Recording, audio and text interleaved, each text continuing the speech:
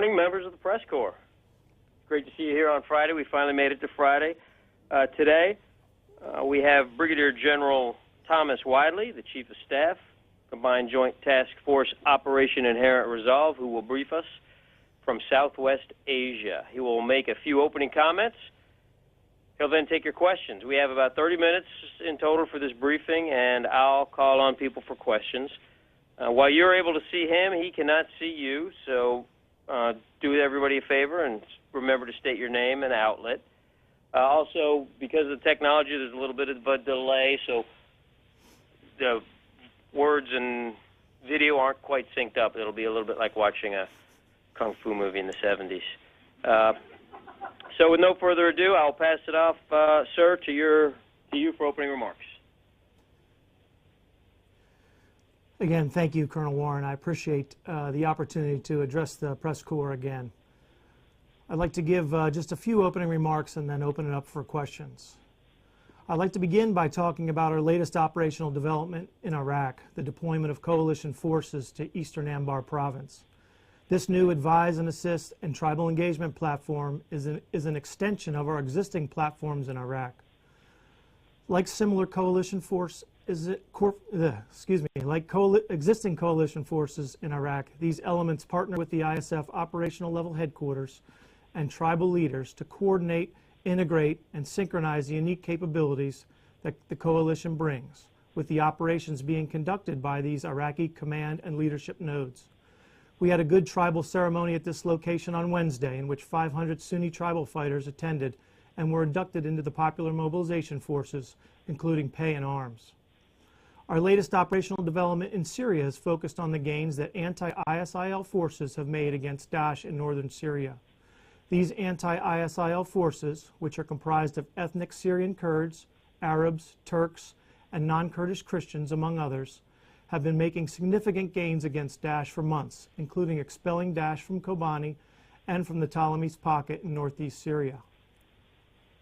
Since early May, anti-ISIL forces have been conducting operations to close the gap between these two locations, which culminated earlier in the week with Daesh retreating from the Tal Abyad border crossing and terrain equivalent to 82 times the size of Ramadi, roughly 4,100 square kilometers, was rid of Daesh terrorists in their control. These gains have severed multiple primary and secondary lines of communication into Daesh-dominant territory, as well as east-west lines of communication across northern Syria towards Iraq. The results of these developments will further constrict Daesh mobility, supply, sustainment, and communications within Syria, and will have positive effects for the Iraq portion of the campaign as well. Two other updates I'd like to touch on before we move to questions relate to Baiji and Ramadi. In terms of Baiji, Iraqi security forces and popular mobilization forces are making steady progress as they increase their footholds in and around the Baiji area. PMF elements are conducting clearing operations within the urban areas and are making measured progress, despite a large number of IEDs. Ground forces continue to hold their position despite small-scale Daesh attacks, including mobile suicide bombs, which are aimed to disrupt ISF and PMF efforts. The ISF located at the Baiji oil refinery is benefiting from reinforcement and resupply capabilities through the line of communication from the south, which the Iraqis have been able to sustain since the last week of May. The fighting continues in and around Baiji, and many portions of the area remain contested. The ISF and the PMF both report solid progress toward their objectives, so efforts are continuing in the right direction. The coalition has conducted numerous strikes in Daesh support zones located in Hawija, Sharqat, and along the Tigris River to the north, including Mosul. This interdiction has resulted in significant disruption to Daesh support to Baiji. In Ramadi, we remain encouraged by the government of Iraq's activities already in progress, which set the stage for a future Ramadi counterattack.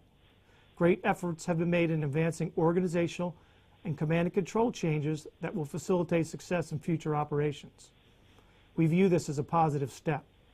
The situation in Ramadi is probably best described as anticipatory, both from an ISF perspective and from a Daesh perspective. We continue to observe Daesh activities in preparing their defenses within Ramadi. Forces supported by the government of Iraq are concurrently conducting shaping operations and working towards the liberation of Ramadi from Daesh occupation. Shaping operations in this case are activities that set the conditions for follow-on operations.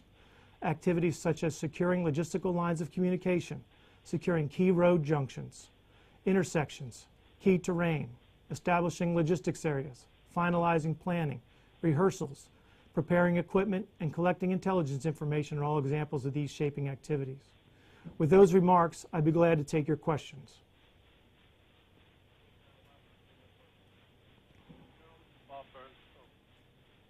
General, this is Bob Burns with Associated Press.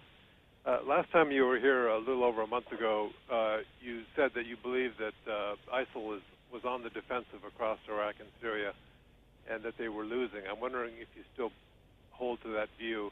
And if I could ask a more specific question about current operations there, could you give us a more of a complete breakdown of the recently announced plan to send the additional 450 U.S. personnel to Khartoum, and will that include some activity at nearby Habaniya? Can you describe that in more detail, please? Thanks. Yeah, thank you for the question, Bob. Again, what we see across the battle space in both Iraq and Syria, we see gains in many areas, and we also see, again, as we've seen the last time I addressed this audience, a few days later we saw a setback in Ramadi. We see great progress being made in Syria, which I just spoke about. We see repeated abilities of Kurdish forces to repel attacks in the Kurdish forward line of troops up in northern Iraq. We see civilian population returning to Tikrit this week, supported by the government of Iraq and Iraqi security forces as a positive step forward. Again, as I described, we see advances in the operations within Beji. We see successful tribal operations being conducted out in the Euphrates River Valley in the vicinity of Baghdadi and Haditha.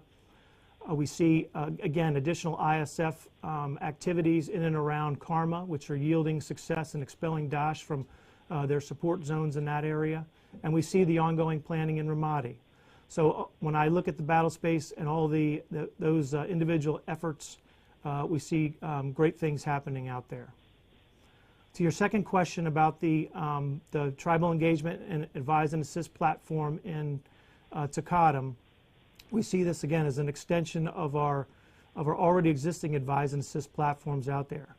We are currently focused on the Khartoum as the location. We continue to build forces there, and for operational security reasons, I'm not going to go into the specific numbers or sets of capabilities, but we again have established a node there that can provide advice and assistance and coordination and ability to integrate the power of the coalition with Iraqi operations centers and tribal leaders that are located at that same location, and able to synchronize all those efforts in order to conduct successful operations in the future.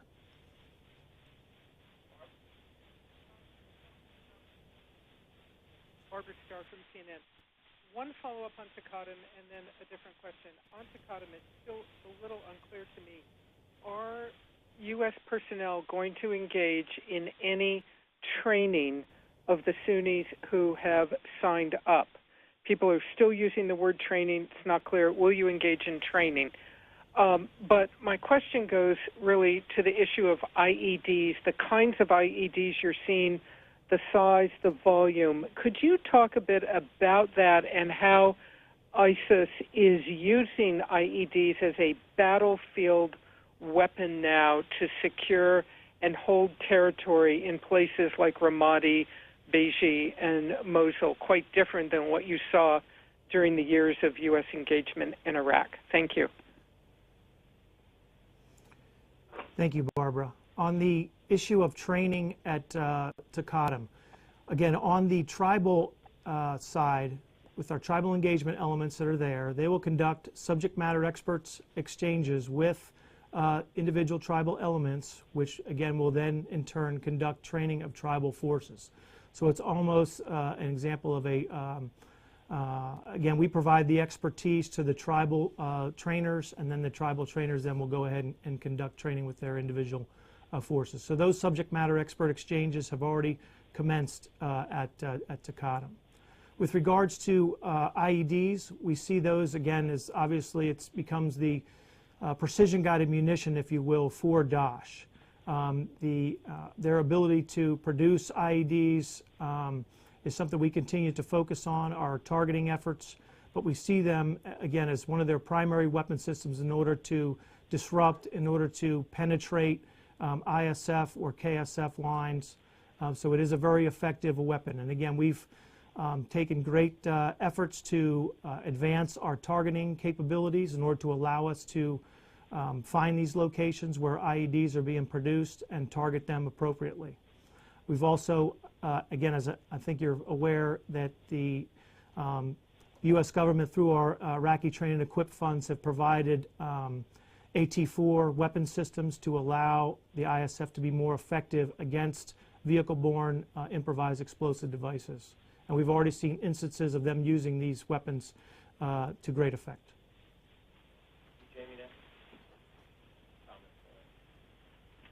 General, it's Jamie McIntyre from Al Jazeera America. I have a question about civilian casualties, and it's in two parts. It's pretty simple, but the first part is, do you actually have any idea how many civilians or non-combatants have been killed in the U.S. In coalition airstrikes? Is there any hard data? Do you know even the scope, whether it's dozens or hundreds or more than that? And is there any way for you to know, or do you just not know because you don't have people on the ground to investigate these airstrikes? And related to that, you're probably aware there's a big debate in Washington about the effectiveness of the air campaign, and some people questioning the laudable goal of avoiding civilian casualties has essentially hamstrung the effectiveness of the air campaign. Could you address that as well? Thank you. Good question. On the coalition, or on the civilian casualty issue, we take great pains, as you know. We go through excruciating steps in order to avoid civilian casualties. When an accusation of a civilian casualty incident comes into the CJTF, we take every one of those allegations seriously, and we conduct investigations in order to determine their credibility, and if found credible, then we take follow-on formal investigative steps in order to make a formal determination on whether civilian casualties occurred. And I believe it was a few months, actually about 6 weeks ago, that we released the first report on that had a finding of civilian casualties from the CJTF. We currently have 5 ongoing investigations, and for security reasons and for appropriateness reasons, we will not discuss any further details on those investigations at this time. But we will, upon conclusion of those investigations, make the details public.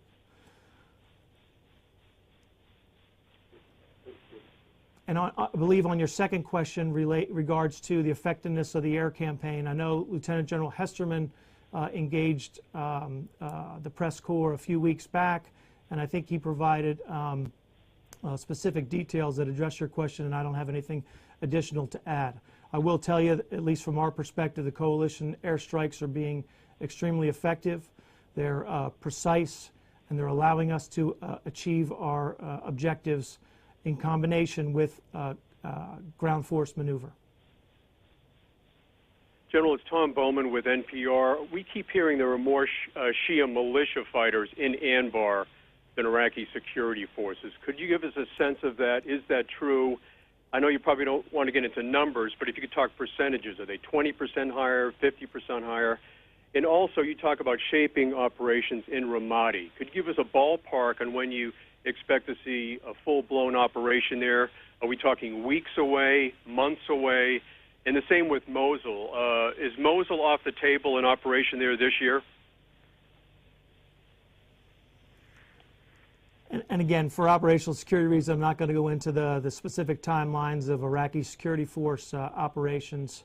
I will tell you that there's positive steps moving forward in the shaping for both of those operations, both Mosul and Ramadi.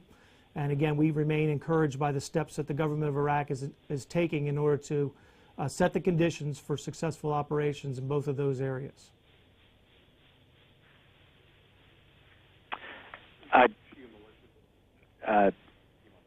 Yeah. And the Shia militias, are there more of them in Anbar than ISF? again, the purpose of the coalition is to support the government of Iraq and their aligned security forces in their operations against Daesh, and that's what we will continue to do. In terms of estimates of numbers of non-aligned units, I have no comment on that at this time. Those aren't something we track. We continue to, again, support Iraqi security forces in their fight against Daesh. General, this is Dion Nissenbaum with the Wall Street Journal. I wanted to ask you a little bit about the next phase in Syria, in Tel Abyad. The Kurdish forces there are saying they're going to take the fight now directly south to Raqqa. I'm wondering if the coalition is prepared to support the Kurdish fighters if they go into Raqqa, and whether you think that's a serious claim or if it's more of a boast. Much the same as the Iraqi security force operations, I won't go into details on anti-ISIL forces that are located in Syria.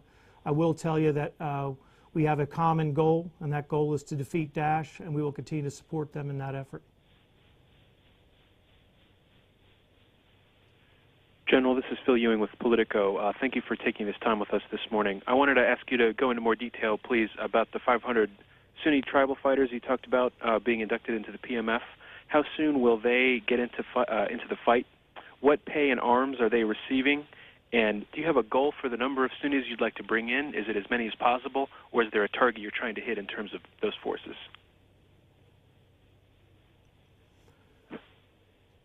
Thank you for that question. A great question, though, for the government of Iraq, as they are the ones who enroll forces inside the Popular Mobilization Force. We saw the tribal ceremony this week as another positive step forward. It's a move by the government of Iraq towards a more inclusive Popular Mobilization Force element. We will start to conduct subject matter expert exchanges with these tribal forces and make sure that they have the equipment and the support necessary to be successful in their operations against Daesh. Sir, I want to follow up on that. Tony Capaccio with Bloomberg News. What is a reasonable metric that the public should be looking for to judge whether your tribal engagement effort has succeeded or is succeeding, and a reasonable time frame for determining whether, in fact, the engagement effort is succeeding?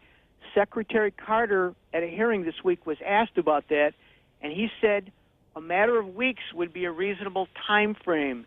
Do you agree with that?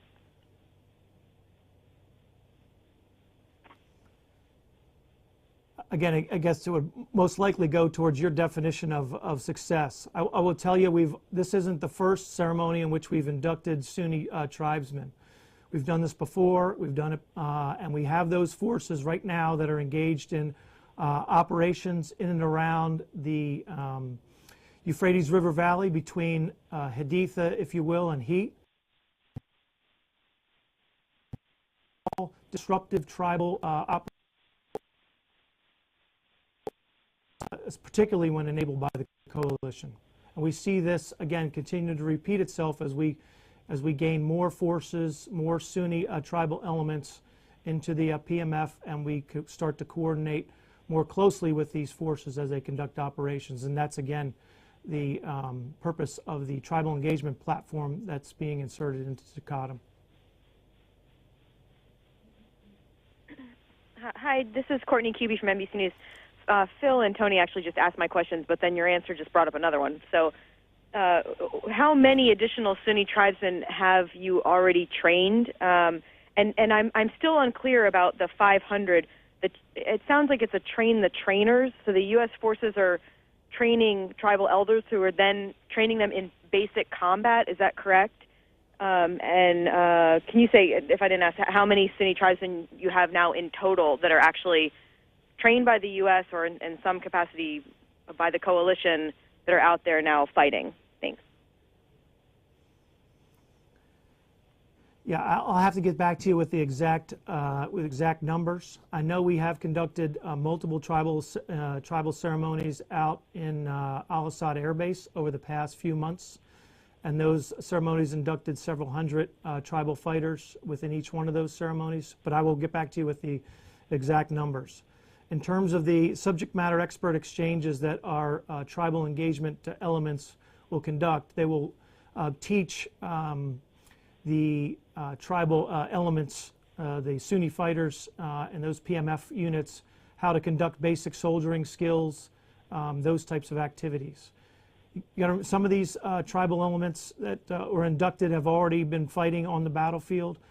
So again, the types of training, the amount of equipment that they need is all kind of determined on what their current proficiency is. Hi, Missy Ryan from the Washington Post. I'd like to follow up also on the question about the tribal engagement. Do the U.S. troops there at Taqaddum have any role in recruiting and vetting the tribal people who are coming on to shape this new force? Do American troops go off base to hold engagements with local tribal leaders? And last part of the question is there any commitment from the government of Iraq to these tribal fighters for the sort of post-ISIS future in terms of jobs with the security forces or anything like that, given that there hasn't been passage of the National Guard law? Thanks. Yeah. Missy, could you repeat the first part of your question? I think you cut out there for a second. I mean, I can answer the last part right now, and again, I think that's a great question for the government of Iraq on how they view the role of popular mobilization forces in the future. For now, we are, again, leveraging their capabilities as long as they're partnered with the Iraqi security forces under the government of Iraq control to conduct operations against Daesh. We will continue to support them. And again, I didn't catch the first part of your question. It was, do American troops at Taqaddum have any role, or elsewhere in Anbar, have any role in recruiting or vetting the tribal fighters, and do the troops go off the bases to do engagements with tribal figures? Thanks. Yeah, the recruiting of tribal elements is done by the government of Iraq. So the U.S. and coalition forces don't participate in the actual recruiting efforts. And they do not, right now at this time, venture outside of Taqaddum in order to conduct those types of activities.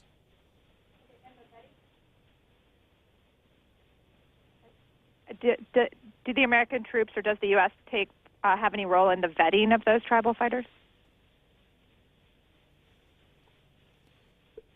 Those tribal elements are vetted by the government of Iraq. Hi, sir. Tara Kopp with the Washington Examiner.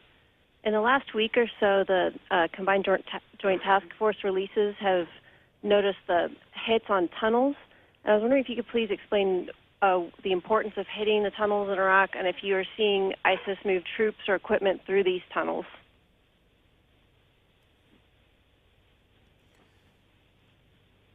Good question. We continue to hit ISIL whenever we can find them. And if we find their tunnel complexes, we will continue to attack them in those locations.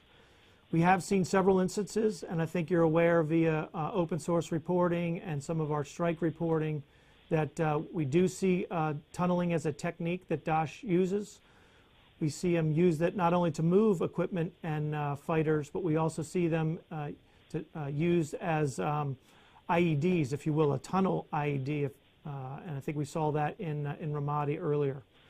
So these, again, wherever we can find these tunneling activities, we will look to strike them. Hi, Heath Drusen with Stars and Stripes. I'm wondering if the 450 additional troops, is that signal a shift more from actually training Iraqi forces, which is a more long-term goal, to helping them plan to retake Ramadi? And if so, what will that look like, their role in that planning operation?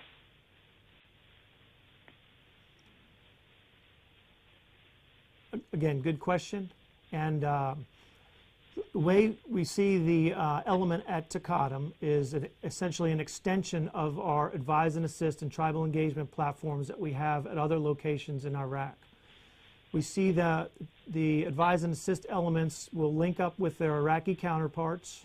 So essentially, you will have situations where A coalition intel officer will link up with his Iraqi intel officer counterpart, and they will conduct intelligence sharing and intelligence preparation of the environment for an operation. You will have a logistics representative partnering with his logistics counterpart and be able to look at the plan from a logistics perspective and make recommendations on how to shape those operations. So we are doing this at several other locations where there are operation centers and headquarters elements throughout Iraq, and we see great benefit in these partnerships.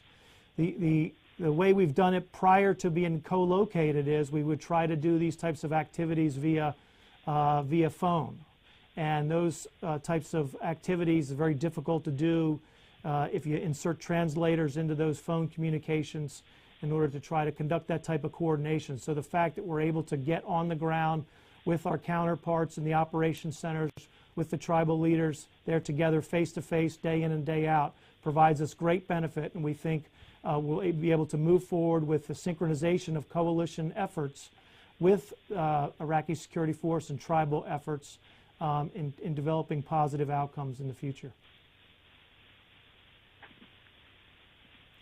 Hi, this is Jessica Schulberg with the Huffington Post. Earlier this week, Secretary Carter said that there were enough training and equip centers for Syrian recruits, but not enough recruits. And members of Congress have expressed concern that without providing Syrian recruits with some level of protection from Assad's military, we won't get enough recruits. Can you comment on whether or not that's a concern that you share? Again, the recruiting effort within Iraq is the government of Iraq's responsibility, and they are continuing to adjust some of their previous policies in order to recruit additional forces into the Iraqi security force construct. We have established, again, the build partner capacity sites at the request of the government of Iraq in order to conduct training to prepare their forces to counter Daesh. So it's again, we see it incumbent upon the government of Iraq to ensure that their forces are pushed into these build partner capacity sites so we can conduct the training that's necessary in order for them to be successful on the battlefield. Sorry, I was talking about in Syria. There's concern that we won't get enough recruits for the Syrian train and equip program unless we provide protection against Assad's military strikes. Yeah, the Syria Train and Equip program is not a task that was given to the Combined Joint Task Force, and I would direct your question to the Combined Forces Command to provide you that response.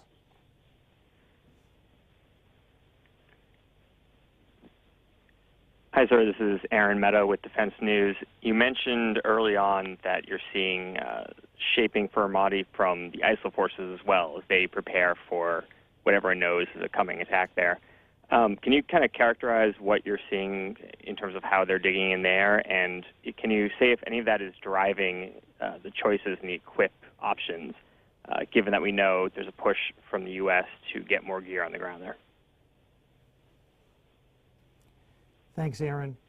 I would tell you that what we're seeing in Ramadi is not unlike what we see at other urban areas that are occupied by Daesh in terms of their defensive preparations. We see everything from trenching to IED emplacement, those types of activities that have been essentially standard tactics, techniques, and procedures used by Daesh as they defend urban terrain. Yes, hi, sir. This is Paul Shinkman with U.S. News and World Report. I wanted to go back to Dion's question about the recent successes on retaking ground in Syria. There were some reports that there were elements of the Syrian opposition that were fighting alongside Kurdish fighters to retake that ground.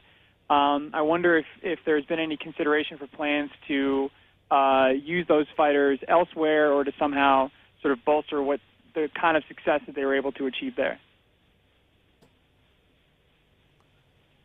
Yeah, I'm unaware of those that type of reporting of regime alignment with anti-ISIL forces that the coalition is supporting. And again, for operational security reasons, I'm not going to go into future operations that will be engaged by those anti-ISIL forces. Sorry, sir, this is Paul again. Just to be clear, that wasn't with Syrian regime forces, that was with moderate opposition, the rebel fighters in Syria working with the Kurds? Again, I'm unaware of those types of reporting, those reports. It doesn't sound like anything I've seen. But again, I'll certainly check into it, though. Hello, my name is Laurent Barthélémy from Agence France Presse. I wanted to ask you on the 450 military personnel that must be deployed in Takadum. How many of them have actually arrived? Can you give us an estimation, if not a precise number? Thank you. I'm not going to go into the force build at Takadum for obvious operational security reasons.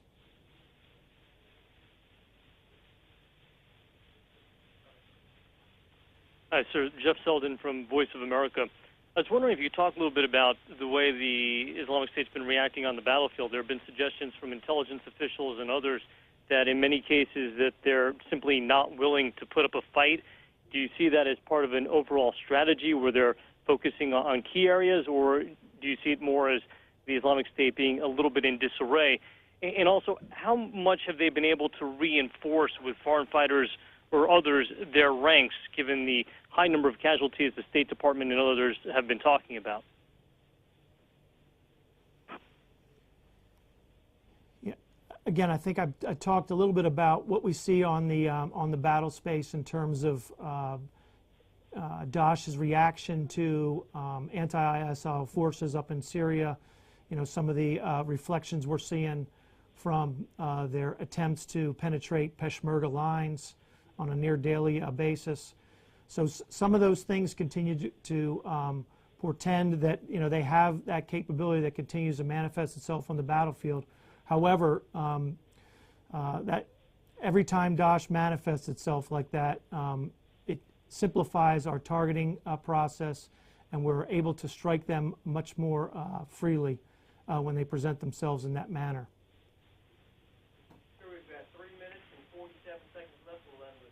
Martin. Hi, Dave Martin with CBS.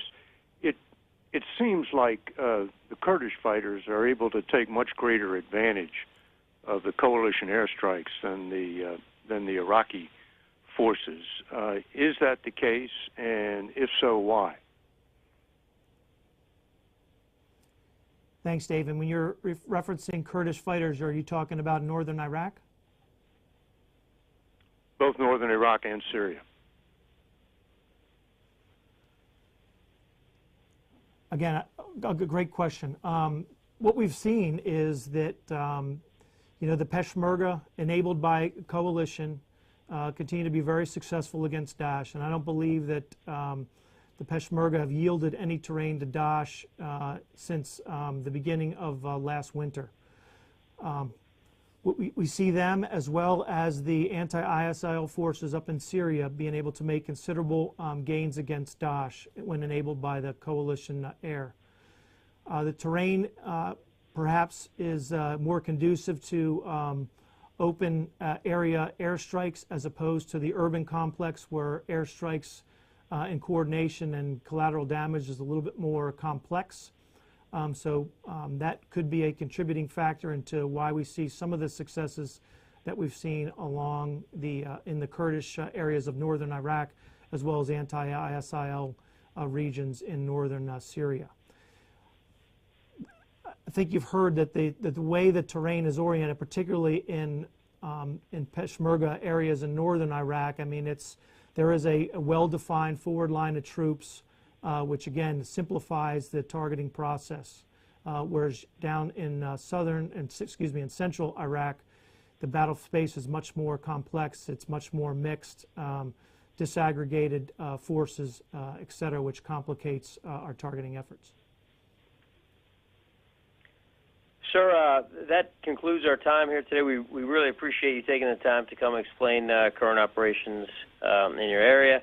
And with that, we'll sign off from here. Thanks, sir, and keep your head down over there. Thank you, Steve. Thank you, everybody. Okay, press corps. We'll see you this afternoon. Thanks.